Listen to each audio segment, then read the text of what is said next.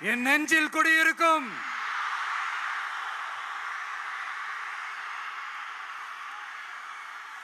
புதுச்சேரி மக்கள் உங்கள் அனைவருக்கும் என்னுடைய வணக்கம்.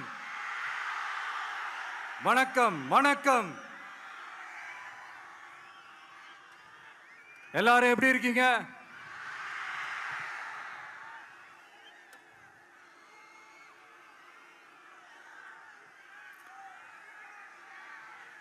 இந்த ஒன்றிய அரசுக்கு தான் தமிழ்நாடு ஒரு தனி மாநிலம், புதுச்சேரி ஒரு தனி யூனியன் பிரதேசம். அவங்களுக்கு தான் தமிழ்நாடு தனி, புதுச்சேரி தனி, இப்படிலாம் இருப்பாங்க. ஆனா நமக்கெல்லாம் அப்படி கிடையாதுங்க. நாமெல்லாம் வேறு வேறு கிடையாது. நாம் எல்லாரும் ஒண்ணுதான்.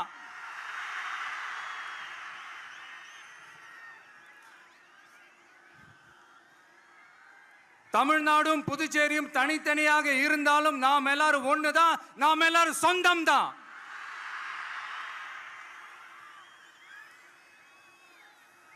வேற வேற வீட்டுல, வேற வேற ஊர்ல, வேற நாட்டுல, வேற ஸ்டேட்ல இருக்கிறதுனால நாம் எல்லாரும் சொந்தங்கள் இல்லைன்னு ஆயிட முடியுமா? அது எப்படி முடியும்? இப்ப பாத்தீங்களா, ஒருத்தருக்கு ஒருத்தர் பார்த்துக்கும் போது அந்த பாச உணர்வு, அதுதாங்க, அது மட்டும்தான். அது இருந்துட்டாலே போதும், வேற எதுவுமே தேவையில்லை.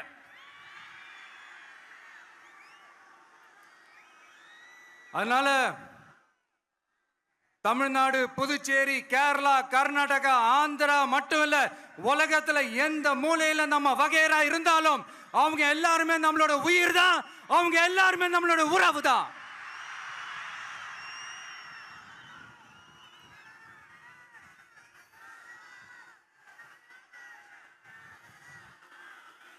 புதுச்சேரினாலே உடனே ஞாபகத்துக்கு வர்றது மணக்குள விநாயகர், அரவிந்தர் ஆசிரமம், வில்லியனூர் மாதான் சொல்லி இவங்க எல்லாரும் ஞாபகத்தில் வருவாங்க. அது மட்டும் இல்ல, மகாகவி பாரதியார் அவர்கள் இருந்த மண், பாவேந்தர் பாரதிதாசன் அவர்கள் பிறந்த மண். அது மாதிரி இன்னும் சிறப்புகளை அடுக்கிக்கிட்டே போலாம். ஆனா அரசியல்னு வந்துட்டா ஒரு முக்கியமான விஷயத்தை பத்தி நம்ம சொல்லி ஆகணும். 1977ல புரட்சி தலைவர் எம்ஜிஆர் அவர்கள் தமிழ்நாட்டில் ஆட்சி அமைச்சாங்க. ஆனா அதுக்கு முன்னாடியே 1974லயே இங்க புதுச்சேரியில அவங்களோட ஆட்சி அமைஞ்சது. அதனாலதான் அப்பவே சொன்னாங்க, நமக்காக வந்தவர் எம்ஜிஆர், அவரை தமிழ்நாட்டில் மிஸ் பண்ணிடாதீங்கன்னு நமக்கு அலர்ட் பண்ணதே புதுச்சேரி தான். அப்படிப்பட்ட புதுச்சேரியை நம்மளால மறக்க முடியுமா?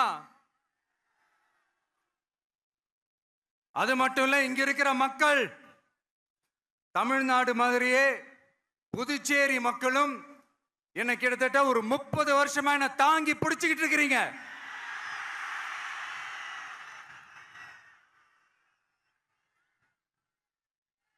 அதனால இந்த விஜய் தமிழ்நாட்டுக்கு மட்டும்தான் குரல் கொடுப்பான்னு நினைக்காதீங்க. அப்படி பண்ணாத தவறு. புதுச்சேரி மக்களுக்கும் சேர்த்து தான் குரல் கொடுப்பான். அது என்னுடைய கடமையும் கூட.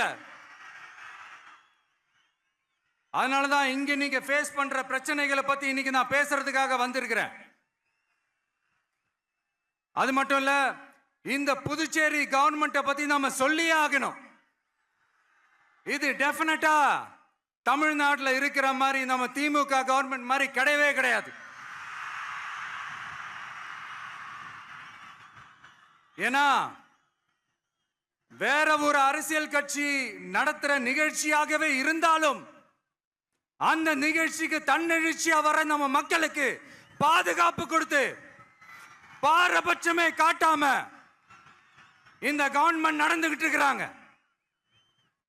அப்படிப்பட்ட இந்த புதுச்சேரி கவர்மெண்ட்டுக்கும் நம்ம புதுச்சேரி சிஎம் சார் அவர்களுக்கும்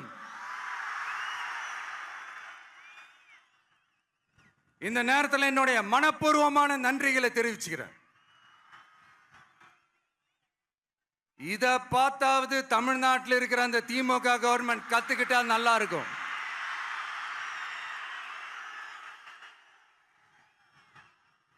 ஆனா அவங்க கத்துக்க மாட்டாங்க. பரவாயில்ல, வரப்போற எலெக்ஷன்ல 100% கத்துக்குவாங்க. அத நம்ம மக்கள் பார்த்துக்குவாங்க.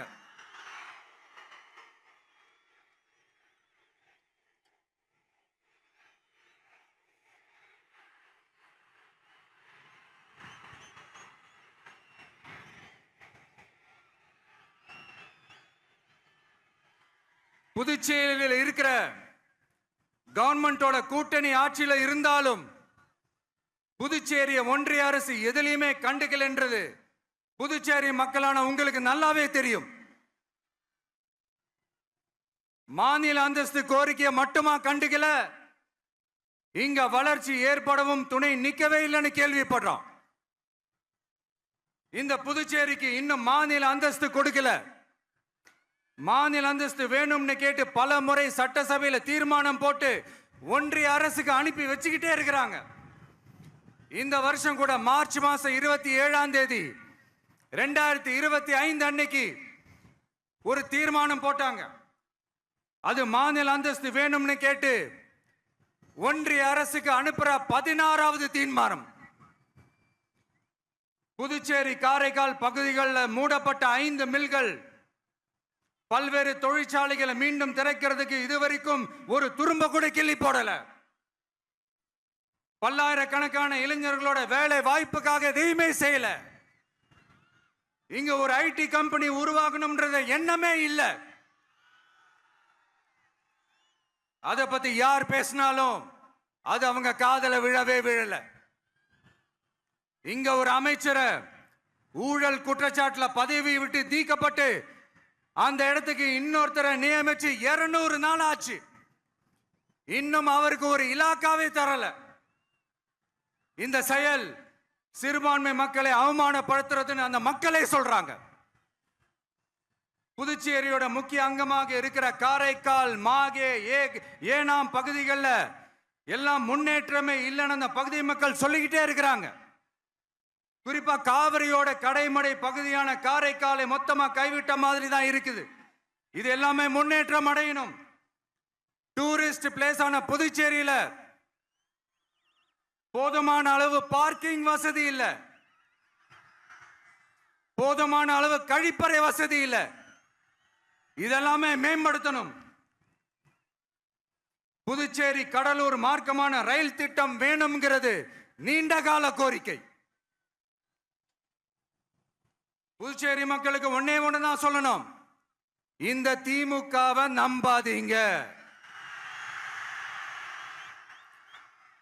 அவங்களுக்கு உங்களை நம்ப வச்சு ஏமாத்துறது தான் அவங்க வேலையே. நான் சொன்ன பல கோரிக்கைகளை எல்லாம் தீர்த்து வைக்கிறதுக்கு நம்ம புதுச்சேரி கவர்மெண்ட்டுக்கும் அதோட மக்கள் திட்டங்களுக்கும் ரொம்ப அக்கறையா உண்மையா துணை நிக்கணும். தமிழ்நாட்டை ஒதுக்குற மாதிரி புதுச்சேரியும் ஒதுக்க கூடாதுன்னு நாங்க கேட்டுக்கிறோம். கிட்டத்தட்ட 20 லட்சம் பேர் வாழ்ற யூனியன் பிரதேசமான புதுச்சேரி மத்திய நிதி குழுவில் இடம்பெறவில்லை. அதனால் மாநிலங்களுக்கான நிதி பகிர்தல் அடிப்படையிலும் யூனியன் பிரதேசங்களுக்கான நிதி பகிர்தல் அடிப்படையிலும் புதுச்சேரிக்கு நிதி ஒதுக்கப்படுவதில்லை. அதனால ஒவ்வொரு ஆண்டும் புதுச்சேரிக்கு தோராயமாகவே மத்திய அரசு நிதியை விடுவிக்கிறது.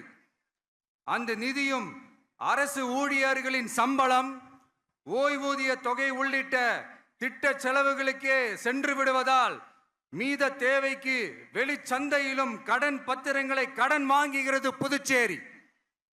இந்த நிலைமை மாறணும்னா ஒரே வழி, மாநில அந்தஸ்து நம்ம புதுச்சேரி மக்களோட பல்லாண்டு கால கோரிக்கை.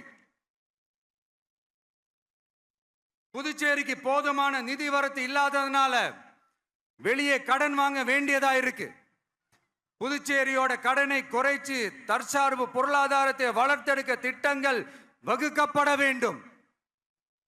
மாநில அந்தஸ்து வாங்கினா மட்டும் போதாது இல்லையா, தொழில் வளர்ச்சியும் தேவையாச்சே.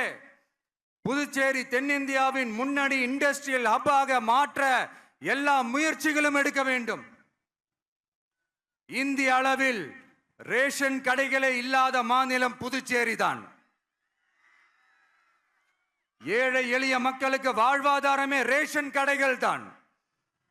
மற்ற மாநிலங்கள்ல இருக்கிற மாதிரி இங்கேயும் அரிசி, சர்க்கரை, பருப்பு, கோதுமை, எண்ணெய்னு அனைத்து பொருட்களும் வழங்கும் முறை சீராக்கப்பட வேண்டும். கடைசியா மீன்பிடிக்க செல்லும் காரைக்கால் மீனவர்களை அடிக்கடி கைது செய்யும் இலங்கை கடற்படை அவர்களின் படகுகளையும் பறிமுதல் செய்து விடுகிறது. அதனால் நீண்ட போராட்டங்களுக்கு பிறகு அவர்கள் விடுவிக்கப்பட்டாலும் படகுகள் கிடைக்காததால் படு மோசமான நிலைக்கு தள்ளப்படுகின்றனர். இந்த நிலை மாற வேண்டும். நான் மறுபடியும் சொல்றேன், இந்த விஜய் புதுச்சேரி மக்களுக்காகவும் எப்பவும் துணை நிற்பான். வரப்போற புதுச்சேரி தேர்தல் களத்துல நம்மளுடைய தமிழக வெற்றி கழகத்தின் கொடி பட்டொளி வீசி பறக்கும். கான்பிடென்டா இருங்க, நல்லதே நடக்கும். வெற்றி நிச்சயம். மீண்டும் சந்திக்கும் வரை நன்றி, வணக்கம்.